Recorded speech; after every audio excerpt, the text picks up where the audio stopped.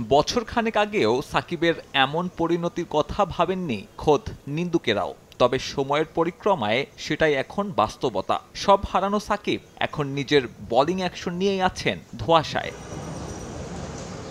চেন্নাইতে গত মাসে দ্বিতীয় দফায় বোলিং অ্যাকশনের পরীক্ষা দিয়েছেন এই বাঁহাতি। চারদিকে নানান গুঞ্জন থাকলেও এখনও আনুষ্ঠানিকভাবে ফলাফল হাতে পায়নি বিসিবি। কিছু কিছু তথ্য আমরা জানি, কিন্তু সব তথ্যগুলি একসাথে করে দেওয়াটা জরুরি। বিচ্ছিন্নভাবে না দিয়ে আমরা একসাথে দেবো। আমি আশা করবো যে খুব দ্রুত একটা প্রেস রিলিজ যাবে ক্রিকেট বোর্ড থেকে, যেন এই ব্যাপারে কোনো সন্দেহ না থাকে যে ওর এক্স্যাক্ট অবস্থানটা এই মুহূর্তে কি। যদি বোলিং অ্যাকশনের পরীক্ষায় উতরাতে না পারেন সাকিব, সেক্ষেত্রে স্রেফ ব্যাটার হিসেবে বিবেচনা করা হবে কিনা এমন প্রশ্নেও সোজাসাপটা উত্তর নেই। আপাতত বোর্ড কর্তা বল ঠেলে দিয়েছেন নির্বাচকদের কোর্টে। তবে ৩৭ পেরোনো এই ক্রিকেটারের জন্য সে সম্ভাবনাও একেবারেই ক্ষীণ। এটা মূলত মানে সিলেক্টরদের ভাববার বিষয়।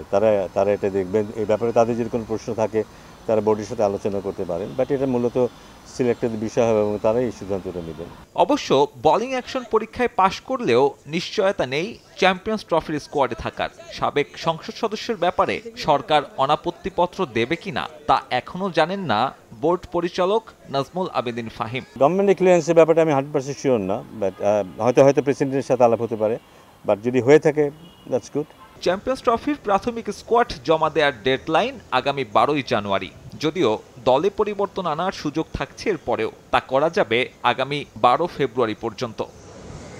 সাব্বির মিথুন, সময় সংবাদ, ঢাকা।